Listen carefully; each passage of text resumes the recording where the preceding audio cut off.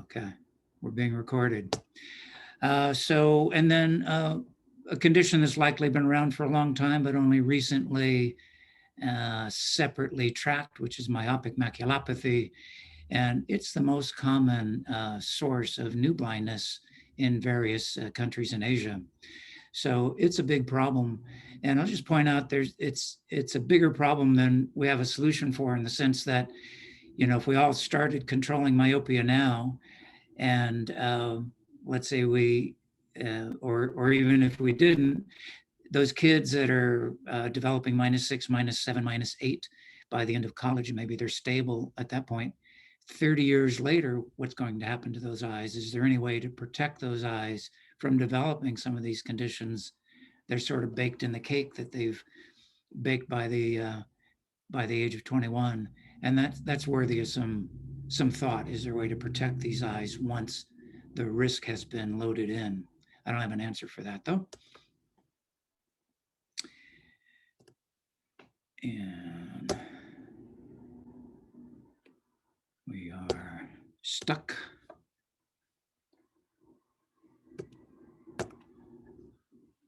Not working.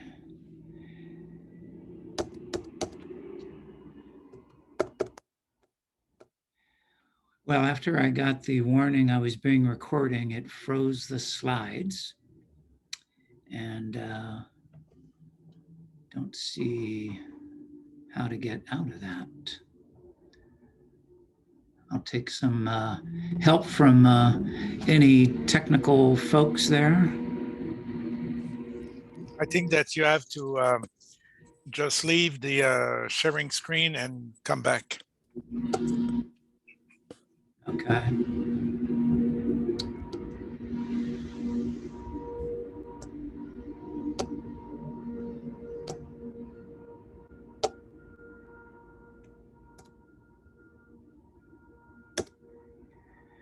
And still frozen.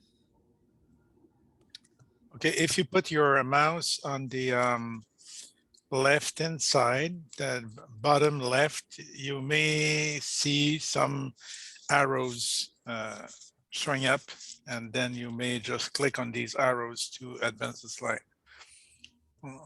Habitually over this area, if you just move the mouse. Okay. That will work. Those are very tiny little buttons for a presbyope, but luckily I'm wearing multifocal contact lenses and I'll be up to the task. So there is a movement toward making myopia treatment, myopia management, the standard of care. And what can help to make something the standard of care is when you have authoritative bodies making authoritative statements that it ought to be. So the American Academy of Ophthalmology, I think it was last year, stated that it was a professional obligation to identify patients at risk and to manage them appropriately. And that's been mirrored by the American Optometric Association and some recent guidance that they published. The World Council of Optometry has been on record for that, and they're sponsoring an event in a couple of months with Cooper Vision to help make that happen. And so you're welcome all to attend that. I'll be speaking at that conference as well, virtually. And those are some QR codes that lead you to some of the statements from those authoritative sources. So myopia management is kind of a preferred term. Lately, it's a little bit softer than myopia control, but really it's about controlling myopia. The management kind of implies how aggressively you're going to manage, to me anyway, over the year, whether you're going to monitor them, adjust your treatments. And so that's high level management, but it's not always necessary. Not every practice can do that. And not every patient can afford that level of care. But that kind of is the highest level. So essentially you want to identify patients at risk. That could be from risk factors like demographics, parents, family history, academic rigor, those kinds of things, amount of time spent at indoors or outdoors. Then you want to come up with the appropriate intervention. The very earliest stages, it could be trying to get them outdoors a little bit more. That's well known, pretty well proven that it delays the onset of myopia And it's good for kids to get outside regardless, good for their health. And then you want to have various treatments at appropriate times, usually these days in the atropine category, ortho-K multifocal contacts or purpose-built anti-myopia contacts. Bifocal glasses can be helpful, but the novel anti-myopia lenses coming, or maybe already in some of your markets, would be more effective. All right, the buttons are working again. So this is from a poster from Noel Brennan, which proposed that if you merely could control myopia by 33%, you could reduce the level of high myopia by 73% in a population. So it's not only that it's not that you have to be super effective to have any effect. I think you just have to do something. And for the whole population, if on average patients are getting some level of treatment, it'll be good for the whole population. Now, I've noticed in my practice, I'm not sure it's quite being reported much yet, but I'm seeing a lot of dry eye in kids. It's almost like I'm surprised if I don't see dry eye. And I got to thinking that this is probably new, but also it may be that the same behaviors that increase the risk or may increase the risk of myopia, a lot of near device use, really close, prolonged periods of time, never taking breaks. We know that with digital devices, there's some reaction that causes people to blink infrequently. And when they blink incompletely. And that's leading most likely to increased dry eyes in kids. So the same kinds of kids that you're noticing that you have to treat for myopia, I would look very carefully to see if you should also treat dry eye. And these are some of the behaviors that are kind of in common with kids who have dry eyes and kids who develop myopia. So watch for that. And especially when you're treating with contact lenses, you may have a chance to make dry eyes worse. And so you're trading one problem for another. So be cautious that you're managing dry eyes as well when you're treating these patients. These are some images from my practice of a couple of sisters, youngsters, teenagers, and virtually no glands in these patients. So watch for that and try to treat dry eyes as well. And there are a few reports showing an increased incidence of meibomian gland loss in kids, but it needs to be better understood. Are there kids who start off in life with fewer glands, or are these kids losing those glands because of behavior? Well, people debate what causes myopia. Certainly genetics plays a role. I think academic lifestyle, rigorous academics, very young education, certain cultures, certain ethnicities certainly have been implicated. Less time outdoors, that's certainly implicated. How we correct it in standard lenses probably doesn't help. We don't know necessarily that if you purposely put a poorly designed single vision eyeglass on kids, you're going to accelerate myopia. But to me, it makes sense that you could. And in any event, you don't have to. There's ways to slow it down. And then near work, there are many studies that can correlate the amount of near work, especially prolonged and close near work, with myopia, and other studies that don't seem to show that. This is very efficient. You can nap and read and create dry eyes all at the same time, but not recommended. And this just shows a number of treatments that are available. We know about Atropine. It shows a novel anti-myopia eyeglass there. Caffeine has been studied as an eye drop, and so there's a Starbucks eye drop in my future maybe. And then chocolate, a little mocha for babies maybe. Now that will create diabetes, but there may be something coming out of the caffeine studies, which originally comes from 7MX, which some of you may have access to over in Europe. This is a graph that's been presented many times in this format. It just shows various levels of myopia progression control shown or implied by various studies with various treatments. And if you just kind of eyeball it and look at it, you can pretty much find 50% control with many types of treatment, sometimes better, sometimes less. But especially in the ortho-K, the atropine and the multifocal contact lenses, and likely the novel spectacle approaches coming in, it shouldn't be difficult, certainly to exceed that 33% that Noel Brennan was suggesting as a minimum for effective treatment effect in a population. It shouldn't be very difficult to get into your practice and into your kids various treatments that are quite effective. Now, atropine, of course, been used for many, many years, and the big buzz around atropine the last, I don't know, 15 years maybe, is that lower doses are also effective. In many of your markets, perhaps 0.01% is available as an approved product. It's getting to be that way. They're coming in the US, although I'm pretty sure they'll have a higher dose. I think some of the initial excitement about 0.01% has been tempered by the realization that they didn't really show axial length control. It's about the same as placebo. So for me, I would never start with 0.01% as a standalone treatment. There might be a rationale for adding it to ortho-K, because just getting a dilated pupil may be one of the reasons why you get a combined effect with ortho-K.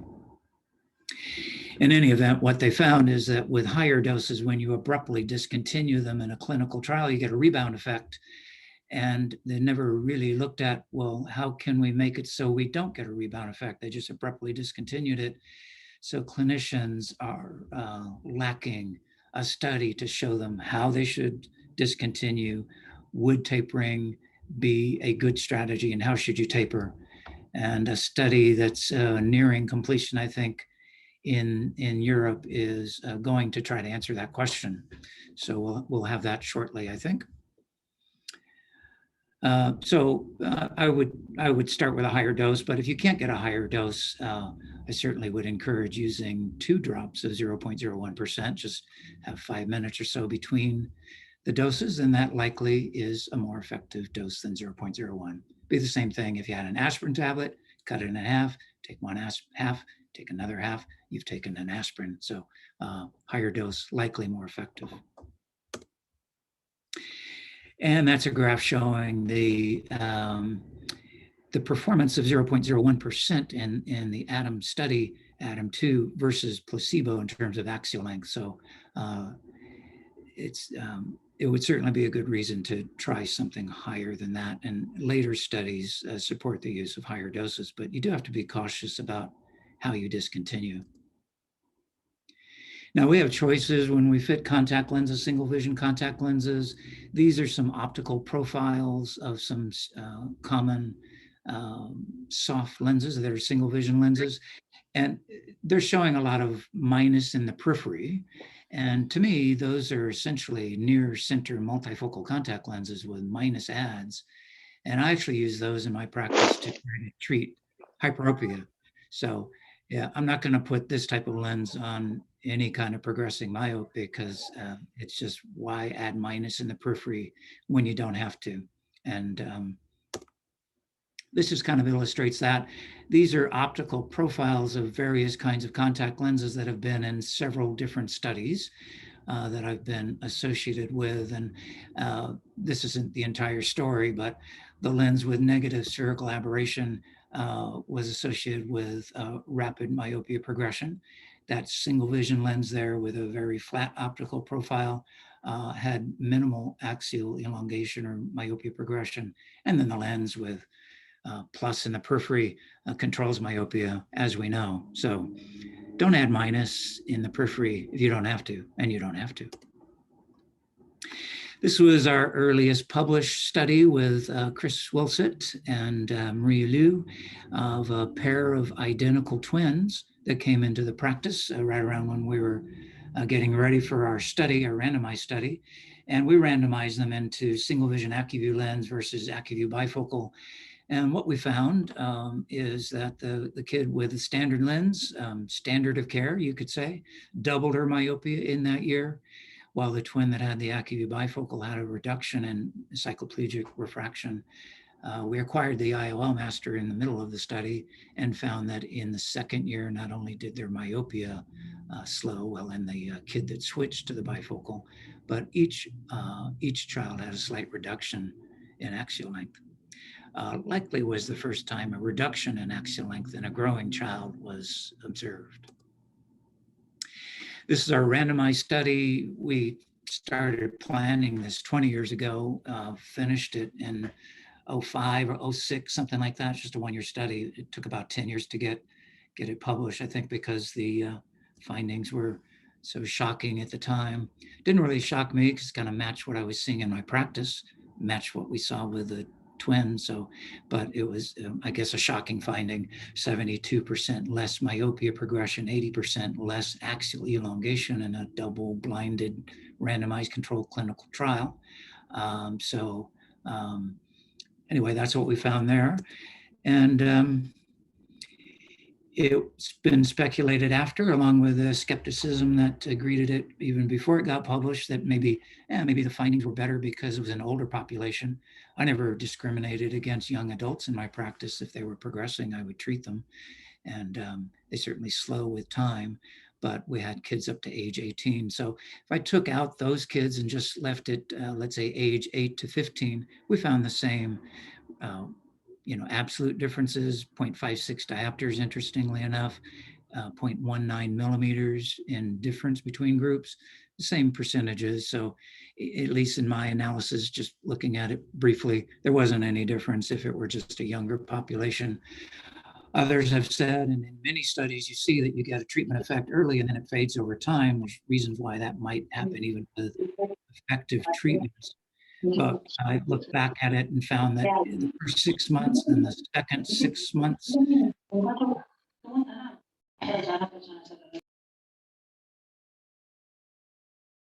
if I'm muted here, somebody was muted perhaps. Anyway, what we found is there wasn't any difference between the first 6 months and the second 6 months, same effect. We then, now I'm frozen again. Over the years, I've wondered, are there ways to project or predict how somebody's going to progress in myopia? Because that's very useful clinically to show patients in a non-randomized study what they might be projected to do if you had standard treatment versus what you're showing. So help to show that you're having an effect.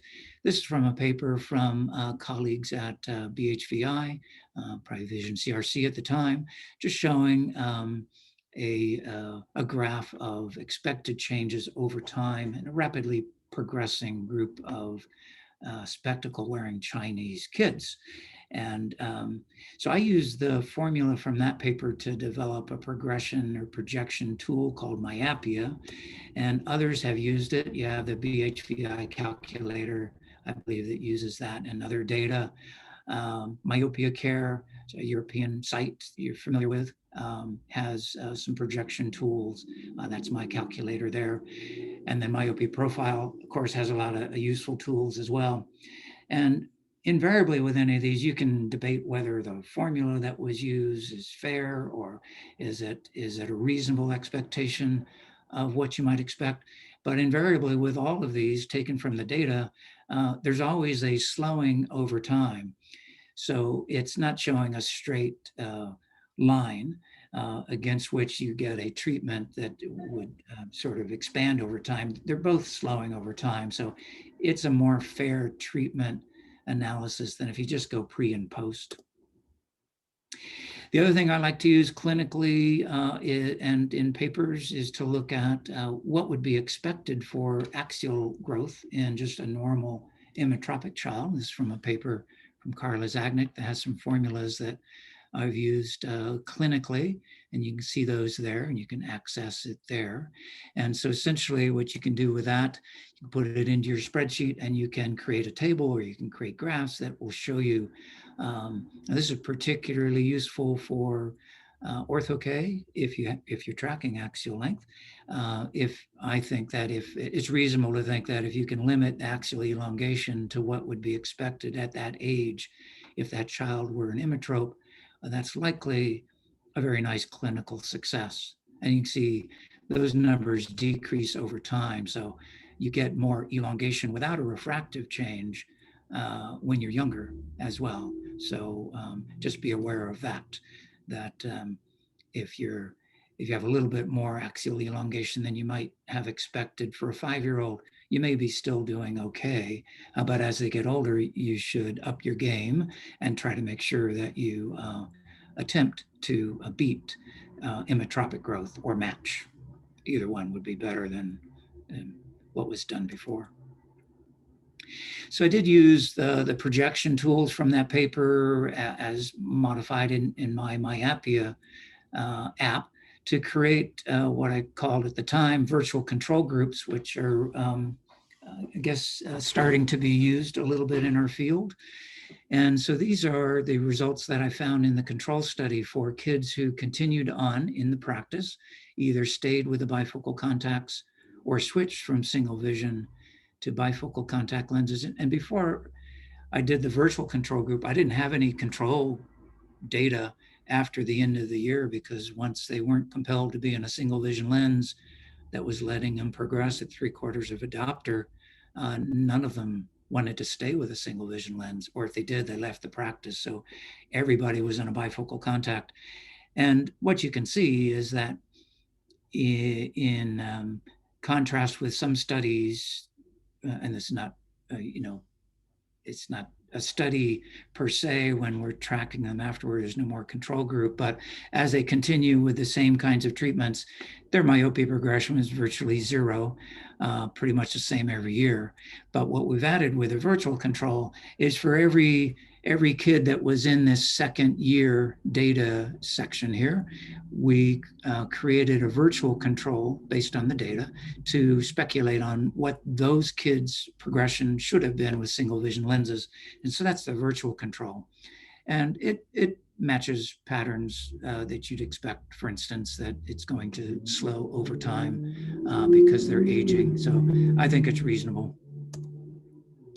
This adds to that, or actually for axial length, it shows the actual axial elongation within the study for the bifocal group, and then at years 2, 3, and 4 in clinical practice in those kids wearing bifocal contacts. Again, axial elongation virtually nil, and here's where you see the imetropic axial length, where you can get some usefulness there. In gray are the axial lengths predicted from this group at these ages, if they were imetropes from that paper, and then in year 2 and 3 and 4. So the actual observed measured axial lengths that we found in these treated kids with bifocal contacts usually beat imetropic axial length. And in red are the predicted axial lengths for calculated from the predicted refractive errors from the virtual control group. So it would have been nice if this were a 3 or 4 year study or a 5-year study like my site did, but this was 20 years ago and it was hard enough to even get a single year. So I have been using Natural View over the last 5 years. I do consult with them. I'm doing a study currently. You may have this in your markets. In many markets, it's on the approved for myopia control. In the US, it's just approved as a presbyopic treatment.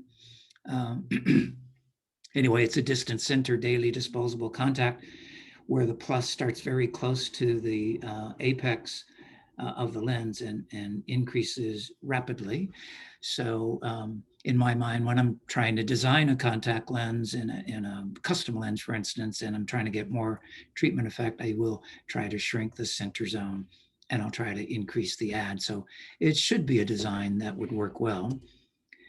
And in several reports of retrospective data from various practitioners who have used it, they have shown, at least in terms of a pre and a post, what was their pre-treatment progression rate with various types of lenses, and then what was observed the year after, usually in subjective refraction, but the differences are quite stark.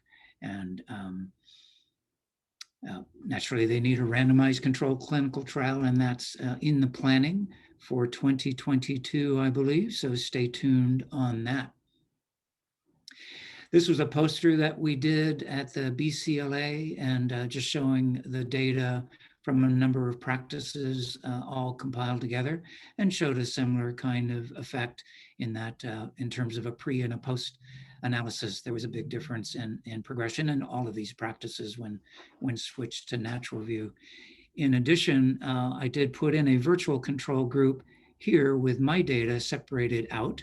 So might be the first report of a virtual control group in our field, in a poster form anyway, at the BCLA. So what we have here is the pre-treatment rate of minus 1.21 diopters. So that's observed in these patients in my practice. As I say, it's a rapidly progressing population in my practice because they come from all around, and knowing that I do this. And so I may be attracting the worst myopes in the world. I don't know. Some days it seems that way. Now, I created a virtual control group for the year prior using the available tools in Myopia, and tried to match it pretty close to what was actually observed. So that's pretty close, 1.16, 1.21, virtually the same. And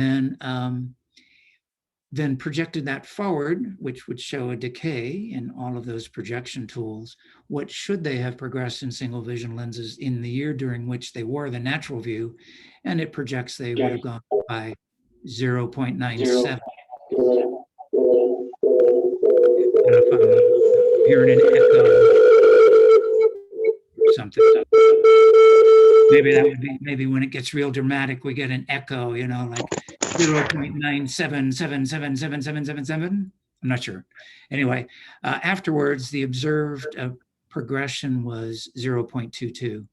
So about a diopter difference if you go pre and post, a little bit less than that when you have a virtual control. So I think it's a fairer way to look at these data when you don't have an actual control. This just shows it a different way. The change in myopia progression pre and post, that slope there, versus in the pre and post in the virtual.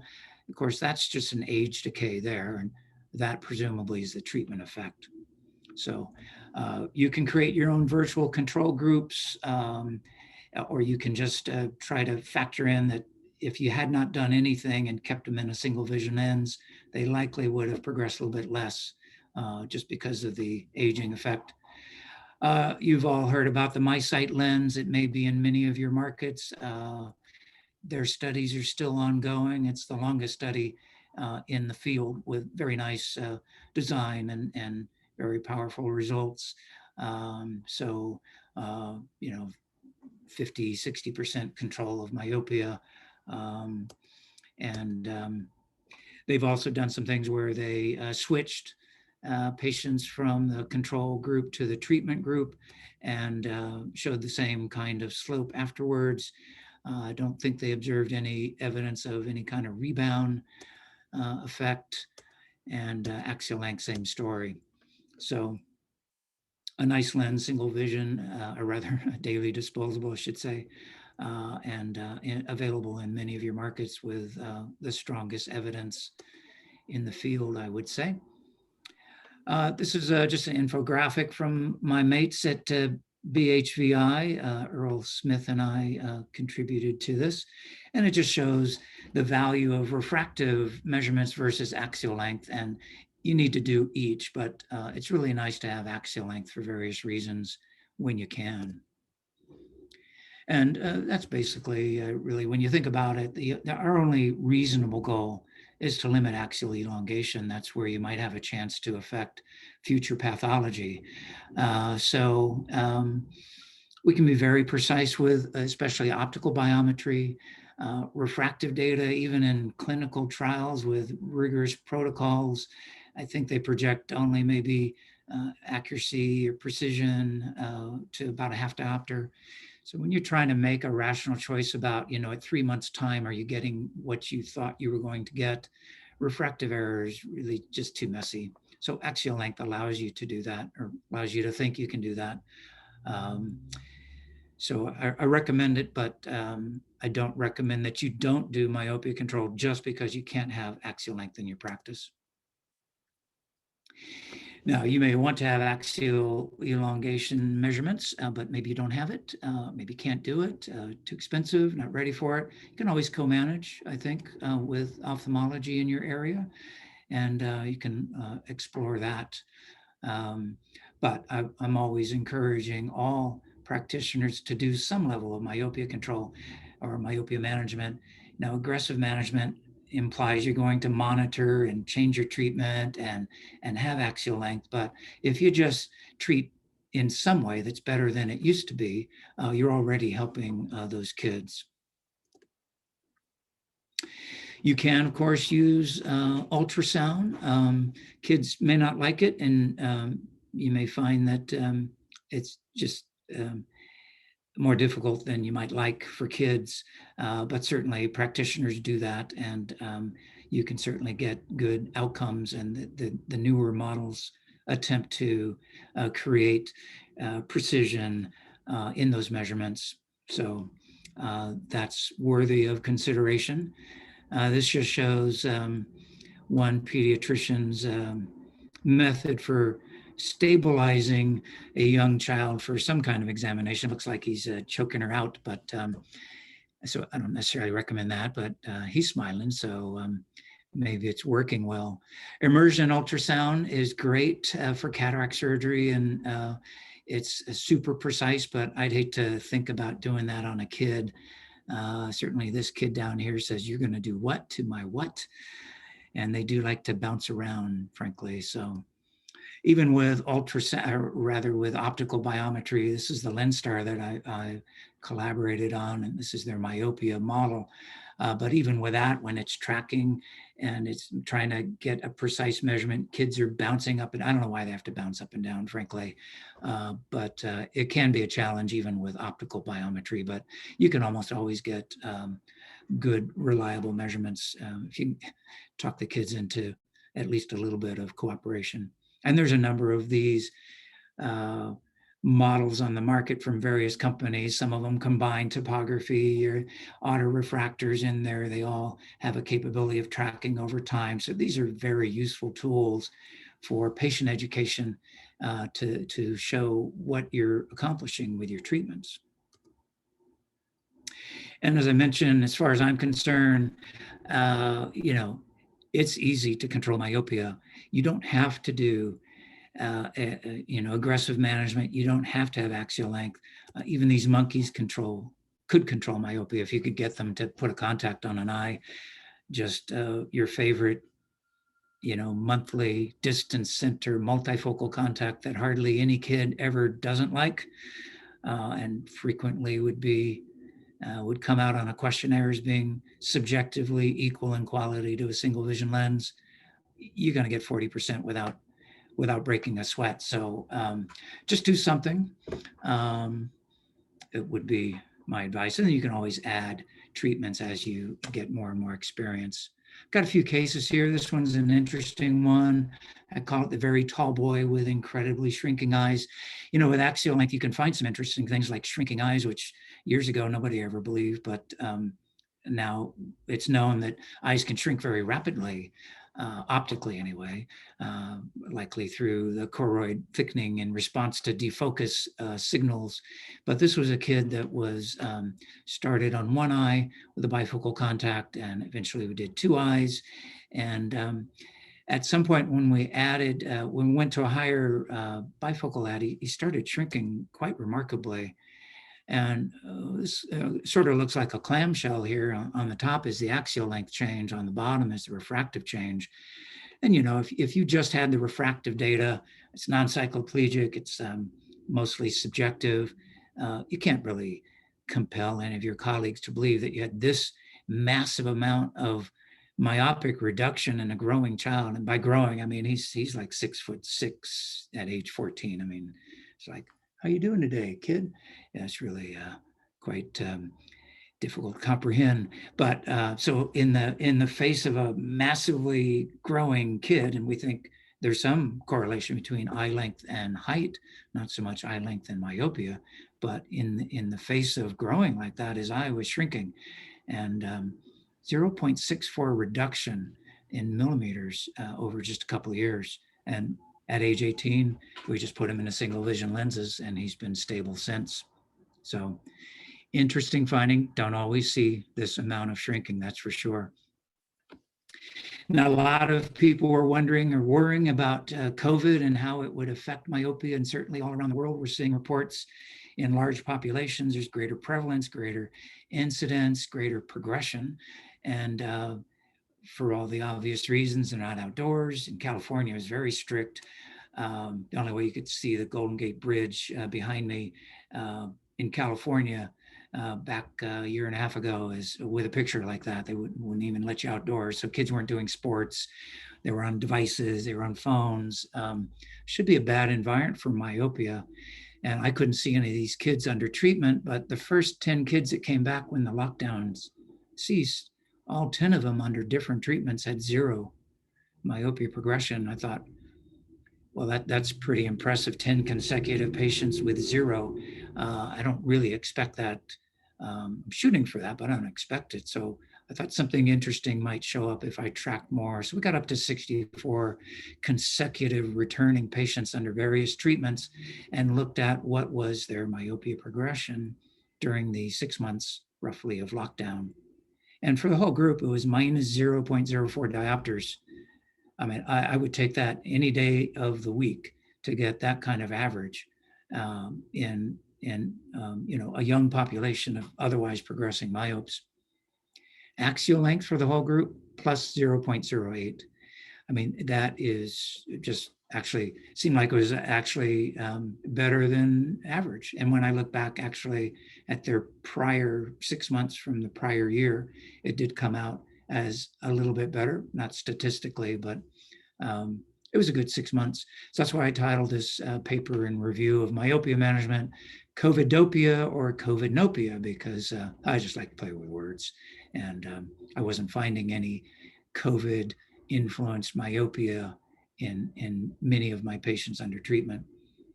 Now, what I concluded from that is I think that if you get the proper treatment and you're aggressively managing myopia, you ought to be able to control myopia no matter what the environment is, because this had to be a bad environment for myopia, yet these treatments were quite effective. I mean, look at the ortho-K outcome here for 18 ortho-K patients, plus 0.02 average axial elongation in roughly 6 months. That's, I mean, you can't beat that. I mean, maybe lockdowns were good for myopia. I'm not sure that's quite the case. But if you get the proper treatment, this is why I don't give my patients really any advice about don't read so much or don't do this or don't do that. I don't think it'll work very well anyway. But I just haven't found it necessary over the years to tell kids, stop reading or try to be dumber. Parents usually wouldn't be that receptive. I don't think it's necessary. This was another interesting case triggered by COVID lockdowns in that this was a treated child with ortho-K, bilateral. I'm calling this which is better, 1 or 2, a classic question in our field. And so we had pre-ortho-K 7 months, or rather pre-COVID rather, 7 months of treatment effect with atropine plus ortho-K. And she had some nice reductions in axial lengths over those 7 months. We then, I can't recall if we did it on purpose or they just discontinued atropine 13 months prior to the shutdown of just ortho-K, minor little bit of axial elongation, over those 2 years, that's roughly 0 net. And then she lost or broke a lens right around the shutdown. So she never told her parents, they never ordered anything. So 5 months later, they come in, the eye that had ortho-K, right eye, seeing great, and had no axial elongation, so very nice outcome. So again, sort of Covidnopia of a kid under treatment, under unfriendly conditions, did excellently. But the other eye that had a +4 imposed, myopic defocus for those 5-6 months had a massive amount of shrinking, 0.18 millimeters in 5 months. It's shocking amount. So it's not so much that she had treatment in one eye and no treatment in the other eye. She actually had two different treatments in my view. She had an ortho-K treatment and a full-time non-corrected treatment. And there are some studies to show if you just simply do not correct a myope, that their progression might be slower. That's different than mildly undercorrecting them, which doesn't show any effect in the studies that have looked at that. Now, this is not a practical treatment, I don't think, to just treat one eye, but it's an interesting finding, I think. And you might be able to come up with a treatment strategy that's derived from findings like this. But I'll keep you posted if I come up with something. Now, the title of the talk, finally getting around to real world management. You know, in my practice, so most of the time I spend in practice, and, you know, I'll hear things that people say, well, you can't say that if you change from one treatment to another, you'll get better effects. So just pick a lens and pick a treatment and stay with it, because there's not a study to show if you change from this to that, you'll get a treatment effect. So I wanted to look at what I was actually finding, and I went through a chart review of patients 16 years and under, all kinds of treatments. I'm still going through this, but basically I wanted to look at near center versus distance center, because I'm about the only one ever saying, well, Maria Lou, I think will say that she finds near center lenses are fine. They did some animal studies to show that as well, but nobody ever believes me. But I suppose I should do a study. Had a study plan, but it never panned out. So this is baseline data for these patients, and these are the findings. I mean, they were progressing a diopter per year prior to a multifocal contact lens, and those are the findings. That's all combined. That's distance center, that's near center. It's the same. That's been my experience. So in some markets, you can't get a distance center daily disposable, let's say. And so I would just encourage you to use a near center lens rather than not treating them. And, you know, what the heck, you know, maybe I'm right, and you'll benefit the child. So that's why over the years, like say 30 years, I've used all kinds of contact lenses. They all seem to work. Distance center, near center, aspheric, multi-zone, echelon goes way back. You know, I think anything would work, frankly. So that's why I say any damn plus any damn place, because that's just what I find in my practice. On that theme, for instance, you might like the MySight, you love the clinical data, but you can't get it. Well, it's a multi-ring, dual focus, they like to call it, otherwise known as a bifocal. Dual focus, same to me. AccuView bifocal was in my study, very effective. Might be a uniquely effective lens, it's just not on the market. AccuView for presbyopia, that's a multi-ring, distance center, multifocal. It's not all that different than the MySight. Matter of fact, the center zone is smaller, and that might give it some benefits. So, I've used it with good results. That's just a representation of what the zones are on these two lenses, and they're very similar. You can see they're multi-ring, and if one's working, the other one ought to work. Can I say yes, it works, or it works better? No, because I haven't done a study. I don't think anyone will do a study, but you're in clinical practice. You get to make your own decisions about what makes sense. Now, the Blink study has answered this pretty well, that the greater the add power, the greater the effect. But when I did this analysis, that wasn't out yet. And I wanted to see, am I actually getting better outcomes with greater levels of plus in the add? And I went through a 4-year analysis, and it was a little bit different 1 year versus the other. And it's just a little bit messy. Didn't quite follow a trend line here. We have 81%, 92%, 81% for higher adds. So I decided to analyze it in terms of all of the years of treatment results with lower adds, medium adds, higher adds. And when you combine it all together, it does follow a trend. Less effective with lower adds, more effective with higher adds. So I think it's fair. And then with the Blink study, it's likely that the higher adds would be more effective. So I would start with higher adds, and then you can go up if you need more treatment effect. You could go lower or change the design if you're having some pushback from the patient due to optical quality. I also wanted to know, in my practice anyway, when I'm charging all these fees, and I'm undercharging, frankly, I think, but I'm telling the patients and the parents I'm going to try to actively manage your myopia and get the best outcome possible. Am I actually getting that? And so this paper went through that, also in review of myopia management. But what I looked at is a chart review again over the last several years. How many times did I decrease the treatment effect? So a lower ad, maybe larger zones, might have been reasons why I was doing that to address complaints or various reasons, but it still was an anti-myopia effect. A neutral change, it might have been just from brand A to brand B with similar design, or an increased planned treatment effect, higher ads, smaller zones like that. Well, what actually happened the year after we made that change? And it followed the predicted, for me anyway, trend where if you have a decrease in the treatment effect, it's not very significant there, but you get virtually no change. Now, when I'm decreasing treatment effect in a kid that I'm still trying to control, I'm not going to massively decrease the treatment effect. So these are still likely somewhat effective treatments.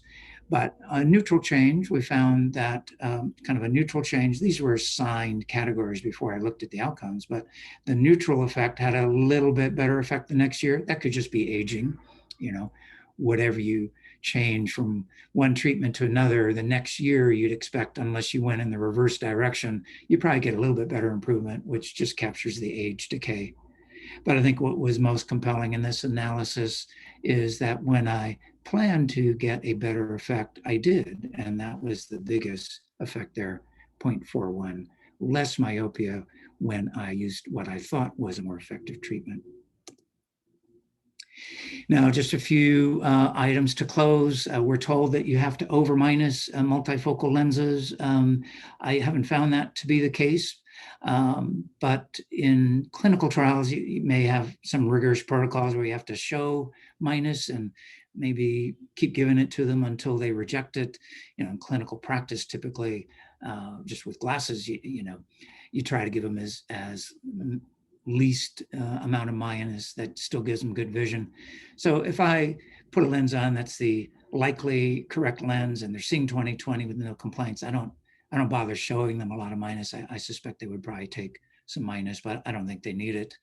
I'm not sure it would actually make for less treatment effect because I think the treatment signal is the difference between the powers, but I just haven't found it to be the case. And then for your colleagues or some of you who say, well, I've tried on a multifocal contact lens, the vision is awful. How can I do that to a child? Well, typically with most multifocal contacts or anti-myopia contact lenses, subjectively in studies, kids track it or rate it as high as single vision optics. There can be a little adaptation to it, but you take a kid that you put into, a negatively aspheric single vision contact lens, and they're a little bit better, a few letters better at the beginning of the year than a kid in a bifocal contact. At the end of the year, their diopter worse. They're seeing 20/40, or in this study, in the control study, between 20/30 and 20/40. What was their average vision during the year? It wasn't great, and might have only been superior for the first month because they can rapidly change when you put them in single vision lenses. But the kid in the bifocal contact lens, maybe they missed a letter in the 20/20 row, which is not that tragic, at the end of the year. They're still better than 20/25. So I would just encourage you to not worry too much about that. You want good vision, but you're also benefiting them over time.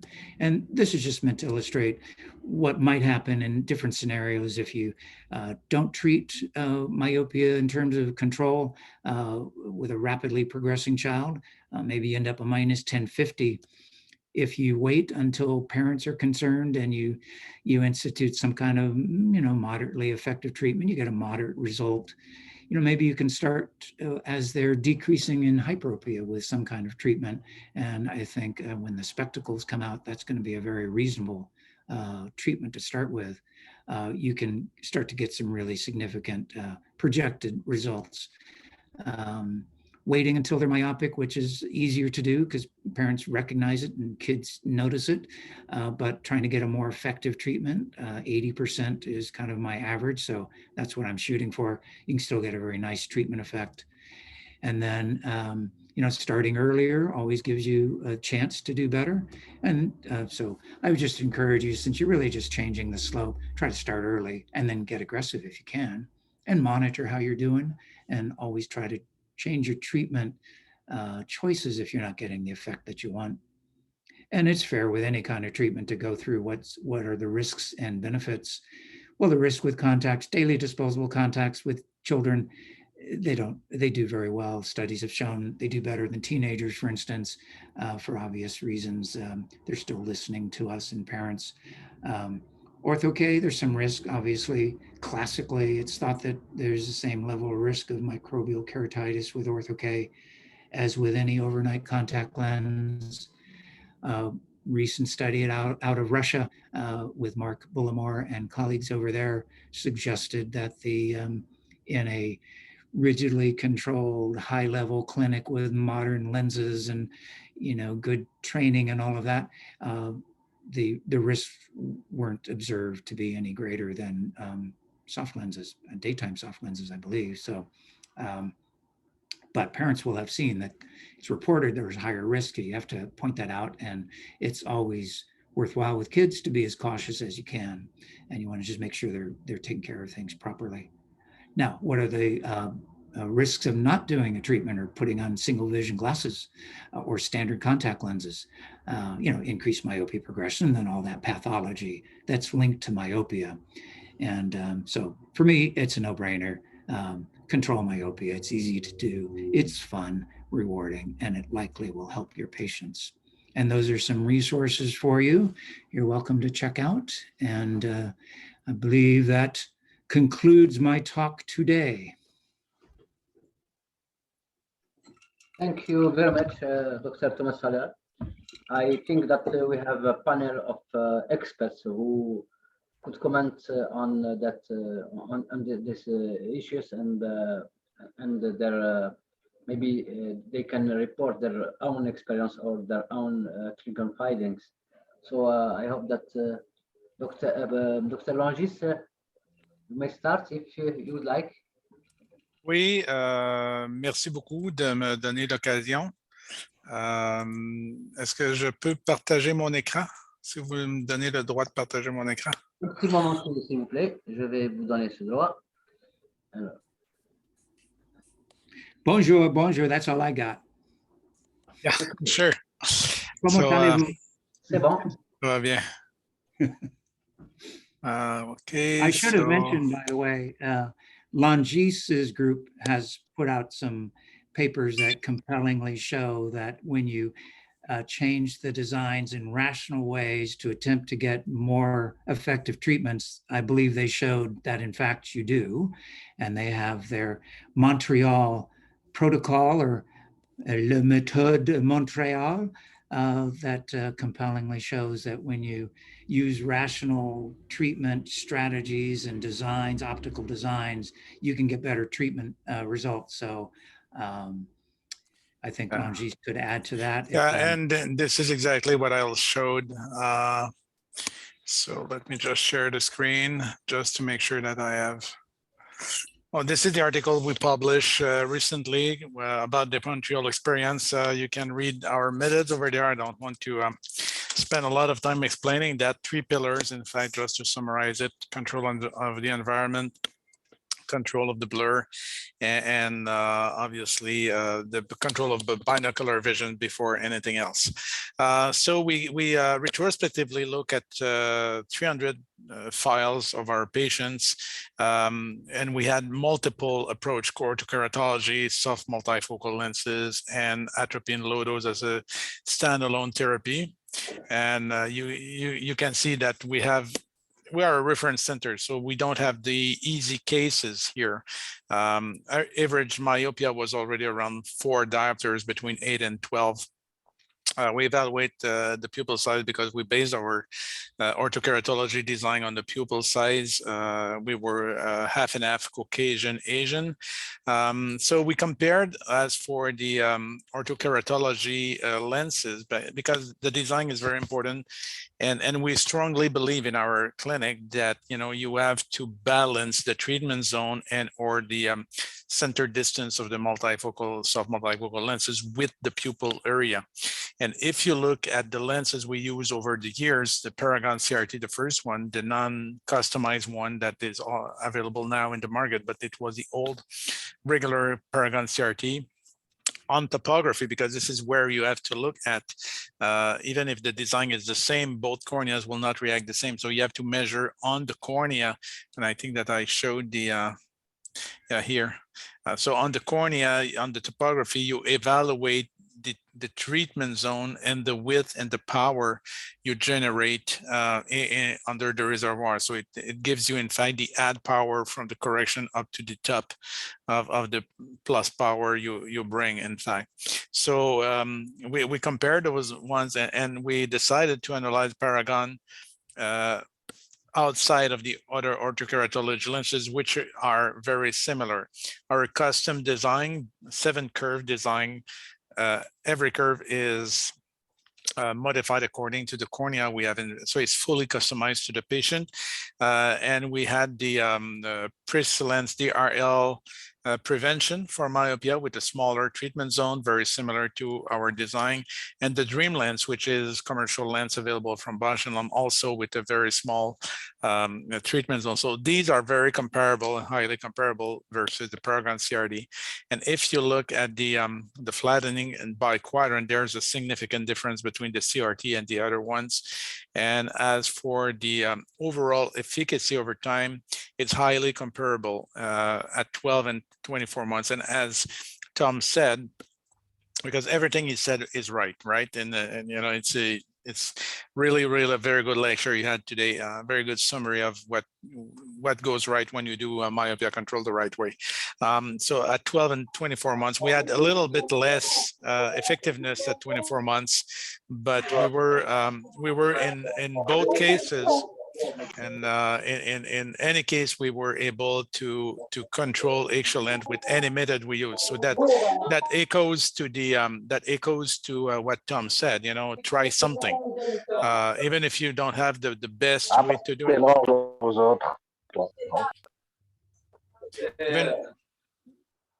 Even if you don't have the right strategy or the perfect strategy, at least if you have a strategy, you can do something good. So in that case, we have proved that even with low dose atropine, this is historical control group here. You have the first line, which is for 1 year, the second line on the top of the graph for the second year. So every method was able to control the axial length elongation under the natural progression of a myopic kid if you do nothing. But the most effective one was the customized version of Ortho-K with the smaller treatment zone like the DRL prevention or the Dream Lens. And we also published later on another study with soft special edition, and we compared 3 soft lenses and we evaluate the choroidal thickness. It's not the long-term study. In that case, it's very short-term because we evaluate the choroidal response, because we know that if you put myopic defocus in front of the retina, the choroid will thicken, and thickening or increasing the thickness of the choroid help to prevent eye elongation. In fact, it's a positive effect, and this is on the long term what we believe that is really helpful to control myopia. So we compared the immediate response to 3 different designs. So before jumping to the results, here are the designs. And as I said, I totally agree with Tom that, you know, the AQV Oasis for presbyopia is quite effective. And if you look at the graph here on the left, you will see that very close to the central zone, you have a plus. You know, the myopic defocus generated very near the macula. And this is another thing that we found, is that peripheral refraction doesn't mean far periphery. By electrophysiology and by evaluation of the axial length in the periphery, we found that you know, it's between 10 and 20 degrees around the macula that is the most sensitive area to react to any kind of visual stimulus. And the axial length is symmetrical in all quadrants up to 20 degrees. After that, it becomes highly asymmetric, meaning that the retina on the nasal and temporal side are not exactly aligned. So it's becoming noise for the brain. So when you design a lens in soft lens, you have to be very close to the visual axis to bring the myopic defocus. Otherwise, you will not be as effective. Natural view, we compared that one, and you see that it's probably one of the, for the moment, one of the most one of the lens with the higher, add power generated. It's around +3, +3.5 diopter, but it's a very slow progression compared to what we thought about this design. But this is a independent analysis, and you are far here. You're at probably 6 millimeter of pupil area to reach the +350. So most of the kids, when they are reading, are not really having a pupil that large. And the my site is in between. You have a high plus, but later on in the process compared to the Oasis. So let's go to the result. And what we found is that overall, the Oasis was the only one leading to choroidal thickening. That means that had a positive impact. But the devil being in the detail, if you look at the comparison, it's not the case for every patient, and you have the 24 patients described here. But if you look at the detail, the Oasis led to thickening of the choroid for 16 out of 24 patients, and thinning, meaning that it will increase myopia for 8 patients. The Omafilcon A was the MySight, thickening for 10 patients and thinning for 14 patients. They were not kids, they were young adults. And Etafilcon A, the natural view, 8 patients got positive answer, thickening, but 16 patients got negative answer to that the design. That means that there's not a single lens that is good for everybody. And it goes to the fact that every patient has a particular and personalized threshold and retinal profile. They will react to this design and not to this one. And it's very difficult for practitioners to find out which will work or not, except if you follow up your patients very carefully, and don't be shy to really change the design of the lens. If you see that the evolution is not as expected, that may mean that this design is certainly not appropriate for that particular patient. That doesn't mean that the lens is not good for myopia control. That means that the lens is not good for this particular patient, and you have to find another way to do it. But again, it's a matter of follow-up and to control everything. So that was our results, in fact, and the main principle is that customization is the key. You have to really personalize the treatment to the patient, and every treatment available, despite the differences I showed, were effective to control myopia under the historical evolution of myopic kids when we do nothing. And we will publish very, very soon a book on these results and our approach. So stay tuned. We'll be able to share our approach with the entire world. Will be available in French and English as well. So, but for the moment, keep in mind that you have to do something and work with the products you have. I totally agree with Tom that you have to do something. Anything put on the eye is better than a single vision lens. Thank you. Indeed. Thanks, Professor Langis Michaud.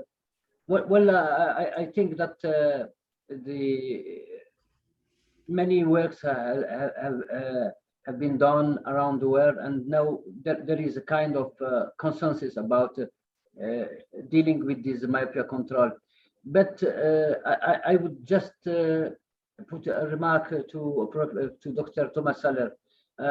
You didn't mention anything about specs, about MyoSmart and Stellest and so on. And there is also today two companies who are making two known companies who are making some lenses. Have you any feedback from? Have you used them? Have you any feedback about that? I love the concept of a spectacle lens that can control myopia because, as I mentioned, the key really is starting early, and you could put a spectacle lens on many kids that are low hyperopes that you're convinced they're headed toward myopia. You're not going to put an ortho-K lens on a +1/2, for instance, and parents may not want to put, use atropine on a 3-year-old. So I'm very supportive and anxious to see those come to the market. I do have one patient in that Covidopia paper that was a MyoSmart wearer, and she did very well. But we had to acquire it from friends in Hong Kong for her, so it's not easy in the States. Stellest, I think, and MyoSmart, they're both in Canada, and I'm working with a startup with other sorts of thoughts about how to make a spectacle for myopia control called Myopia. So we're in early stages there, but yeah, they're great, and I wish they would just come to the market as quickly as possible.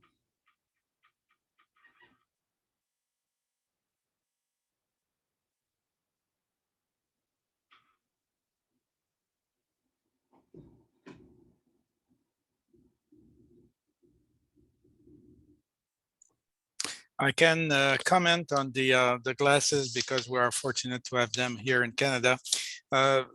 For 1.5 years, we had OIA and the results are, we have mixed results on that. What we found is that the fitting in the frame selection is crucial, meaning that you have to have enough space to have the defocus. If you select a frame that is too small, it won't work.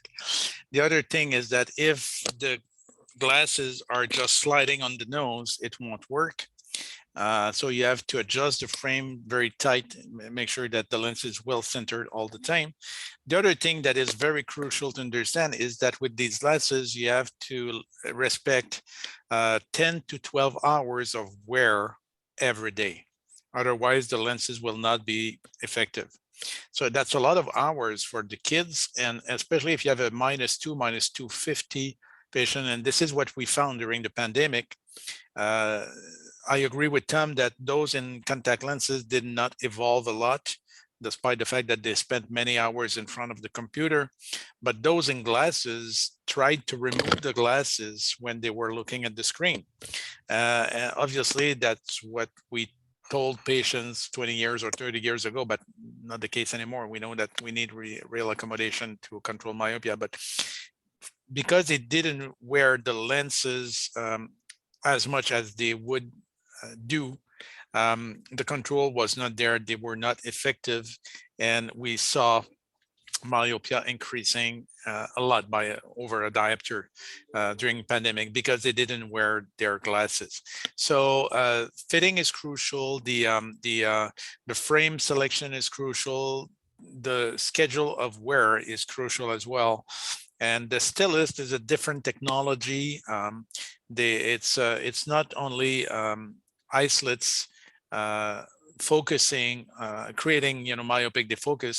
These are isolates creating a volume of blur in front of the retina, and there's a gradient of power and it varies with the distance correction as well. So from the center of the lens to the periphery of the lens, there's a gradient, a progression of plus power, and the -3 glasses does not have the same isolates power compared to the -1 or the -5. So they adjust the isolates power to the distance correction, and that's a good thing, I think, because there's those response in humans.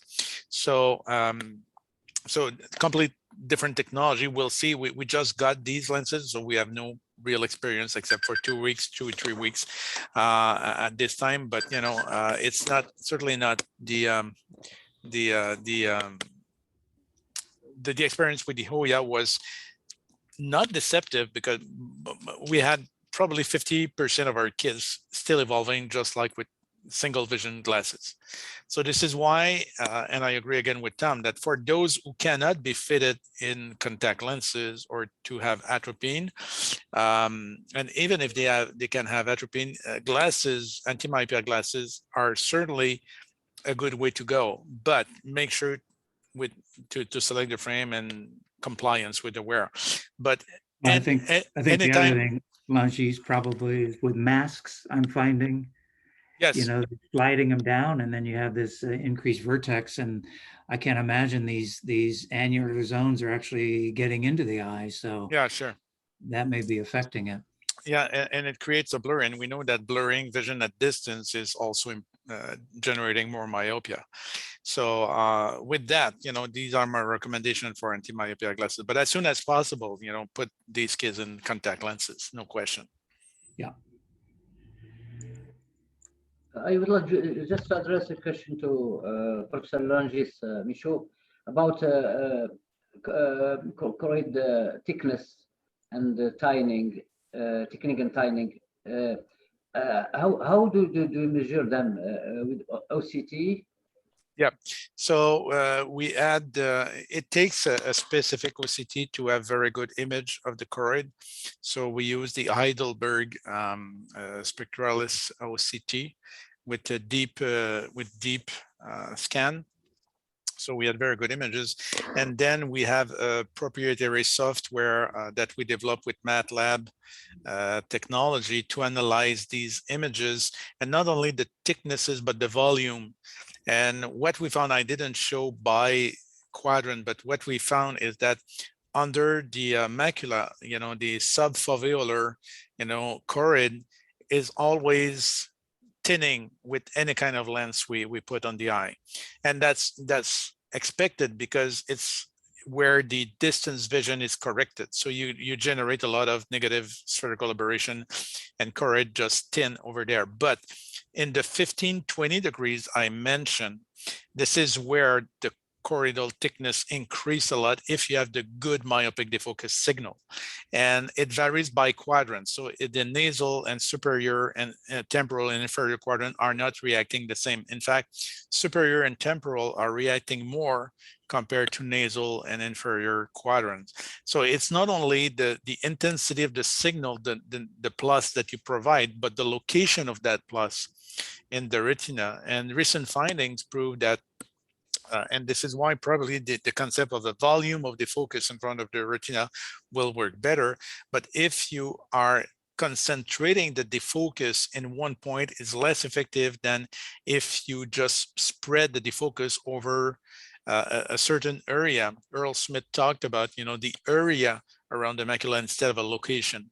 So I think it's very important to understand, and most of the newest design will have to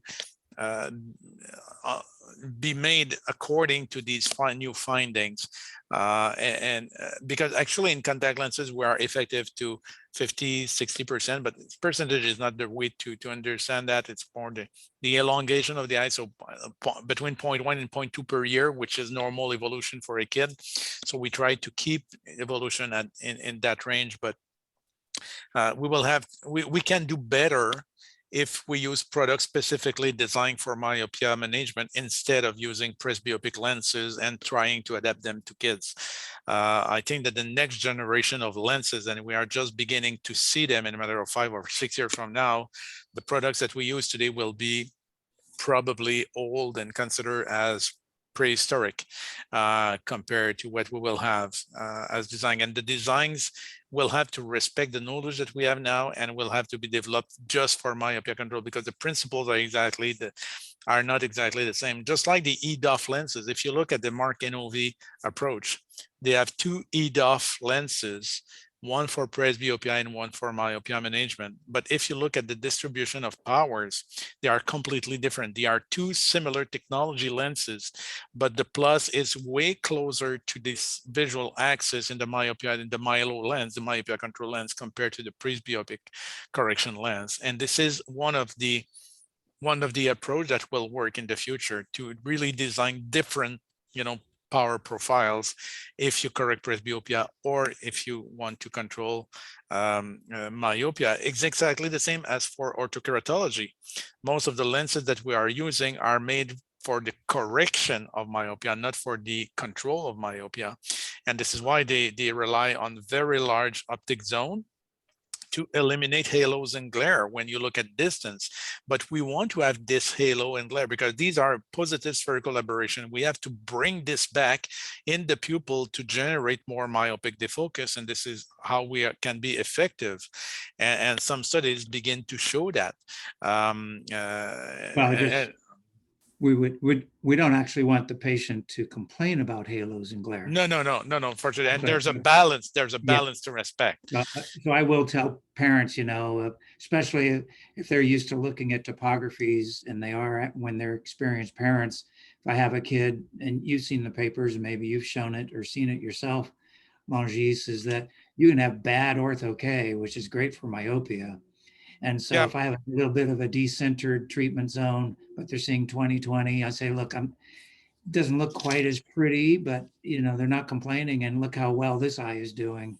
So that's the beauty sometimes of bad ortho-K. So it is a balancing act. But yeah, if they're complaining about halos and glare, you do have to deal with it. Yep. If they won't thoroughly process it. I agree. Yeah, I agree. You do have to push these eyes a little bit. Mm-hmm. Yeah.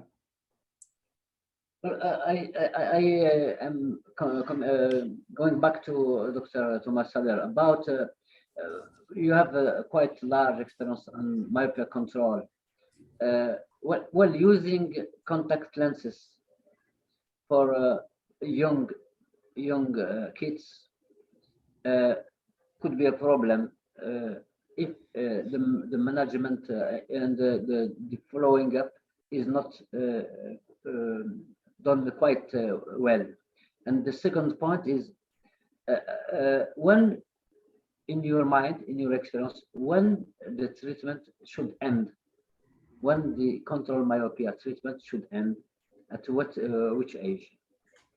Yeah, so maybe I'll take the second one first because it's commonly asked. I think in the context of ortho-K, there's no reason to ever end because you still get all the other benefits. My oldest daughter's 33. She's been wearing ortho-K for, I don't know, 20 something years. There's no reason for her to quit. But she's not likely getting any benefit from myopia control at that age. Otherwise, ortho-K kids, sometimes they misbehave in college. They don't get enough sleep. They're out drinking or studying or something like that. And they're just not as compliant. So that would be one reason we might take them out of ortho-K when they're just a badly behaving young adult, or when they switch to laser, for instance. In terms of bifocal contact lenses, to me, I think it's valuable to make an assessment.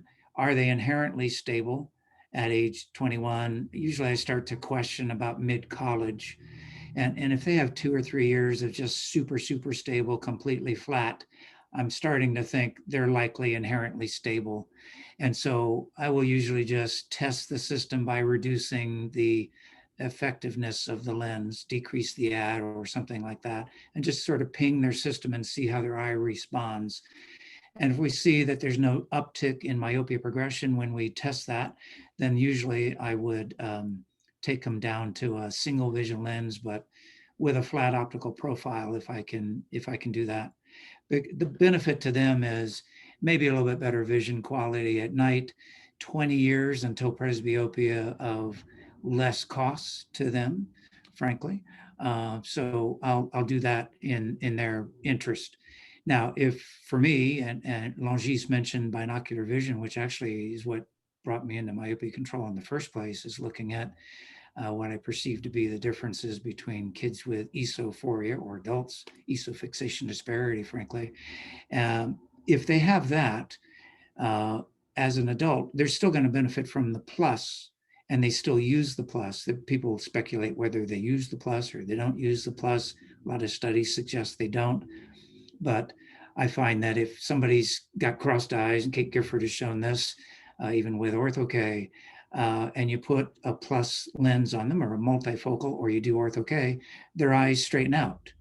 So you're treating an esofixation disparity, a disparity that's uncomfortable. So for those patients, especially if they have subjective appreciation of better comfort, better reading, less headache, either with a bifocal contact or with bifocal glasses that they might use, or for single vision eyeglass wearers who take their glasses off to deal with an eye crossing. It's essentially, it's an ad. And they say, well, it's much more comfortable when I have them off. For them, I'll keep them in a bifocal contact forever. So I have patients who have been in bifocal contacts for as long as I've been using them. And one nice thing about that is they head into presbyopia and they don't even notice it because they're already wearing the treatment. So yeah, so I do try to assess, should they, do they still need it? And I had a patient actually yesterday that was interesting. He's been in bifocal contacts for years. He's now 19 or 20 in college. He hasn't been in for 2 years. He's been in natural view. It's been very stable. And the last year I saw him, as he headed toward college, he had a slight shrinking of his eye, which was a nice result for him. And in the 2 years since, he's been just a part-time wearer. He's wearing glasses, single vision glasses, Warby Parker, of course, and then natural view lenses mostly for sports. So he wasn't really using them therapeutically. And over the last 2 years, his eyes have shortened again. So in my view, if you have somebody at that age whose eyes are shortening, either under treatment or with minimal treatment, nobody doesn't require that anymore. So we will be transitioning him to a single vision lens. I got started thinking, I wonder if I could detect a little shortening in eyes that are telling us that, hey, we're done, we don't need it anymore. And if you can detect a little shortening around the age 20, 21 that you hadn't seen in the past, that might be one of the indicators. So I can't say I've seen that a lot at that age, but it just came up yesterday and I thought, oh, that might be interesting. The first question I probably skipped because I wasn't quite sure. I didn't catch it all. And may I ask you again? oh, how difficult to put in and children having difficulty. No, not at all. No. When you think that you have been talking about source way of taking control of myopia and aggressive way. I think for a kid of 4 or 5 years, it's quite, especially in some maybe not in the Western countries, in some other areas of the planet, it's still quite not obvious for even practitioners to fit contact lenses to a kid of 4 or 5 years. That's my well, that's Yeah. the beginning of my inquiries. I would like to know to have more comments from you. Well, I think if you look at the studies that looked at how kids do with soft contact lenses at young ages, and there's a number of studies out of the US that looked at that, they do very well. So actually, it was the age category, I forget the age in the studies, but it was the age grouping that had the fewest complications. Part of that likely is compliance. So in areas where it's not common, you'll get some pushback from parents and other doctors, it's unsafe or whatever, but the data backs up that it is in fact safe. In China, I don't believe it's at all accepted to use soft lenses in children. A few years ago, or maybe even now, it's illegal. So, which is unfortunate because they're missing out on an opportunity to massively help these kids later in life. Now, the novel spectacles will help because there's no risk to that really. Atropine is an easy treatment for kids. But I'll have 4-year-olds occasionally in contact lenses, 5-year-olds, 6-year-olds, certainly.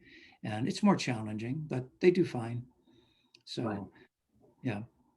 Use them when you can because they're the most effective, I think. Yeah. So when you can, I would use it, try to use it. I don't know if Professor Mark Bilmer is around the place. He's on the screen, but I don't see his photo. Is there any other questions or comments? I might have to go because I have some. Okay. I have a patient probably knocking on the door. Fine. So, Thank you Dr. indeed. Aller, Mohammed. Yes. just one quick question before you go, Dr. Aller. First of all, thank you very much for this great presentation. Thank you, Dr. Shaban, for organizing this. I have just quick question about the axial length measurement with the ultrasound. So I got the an ocular biometer last week. It's a Mia from Topcon, and I have some patients who have been managed by other colleagues, and they have the ultrasound axial length measurements before. So now I can take them with the Mia or with the new biometer, but is there any studies or to compare the measurement with the ultrasound and with the ocular biometers? So well, I know there's studies that look at the relative precision of the two, and they do measure a different axial length. And Langis probably remembers this, but in terms of, optical biometers make an optical measurement, and the ultrasound goes to a different layer, I believe. I thought the optical biometers, because they were replacing ultrasound in cataract surgery, they might have modified it so it'd be more comparable, but they are measuring something different. So, but I'm not sure how well you could take the data from those other doctors and then take your first optical biometer after 3 months and decide whether, or even at baseline. I mean, basically you just get a baseline with your optical biometer and probably ignore the prior ultrasound, but there's probably a conversion, Langis, or maybe the optical biometers were designed to be comparable. I'm not aware of any of these compensation. I read a few things on studies comparing both. All the time it says that the immersion cells or the ultrasound will just underestimate the value of the axial length. It mostly because you compress the cornea depending on how hard you indent the cornea. And the second thing is that you never know if you're along the visual axis or where you are. So reproducibility over time is very difficult because you cannot mark the cornea and take the measurement all the time at the same place. So sometimes you just move a bit, and then as I said, the 20 degrees around the macula is symmetrical, but after that it's anything. So it does not take a lot of displacement of the probe to just misread the axial length. So I agree with Tom. Take your Maya first measurement as a baseline and manage your case afterward according to this. Yeah. Great, thank you. And then, thank you. Okay, I think I have to go. Wait, yeah. Well, thanks a lot, Dr. Thomas Aller. Hope we see you again next year or next season. Goodbye. Come to the WCO event for myopia management, and you'll see mostly Aussies and Brits, and maybe a few of us Yanks, possibly. Thank you. All right. Thank you. All right. Well, thank you, Professor Langis Michaud. Thank you, Mohammed Wazani, and thank you to all the people who have been around and who have been participating in this webinar. Our next webinar will be with Dr. Marie J. Cillier from South Africa on the 27th of January 2022. Thanks a lot. Happy Christmas and good year. Thank you. Merci beaucoup à tout le monde. Bye. Happy New Year. Merci, Langis. Merci à tout le monde. Merci, bye.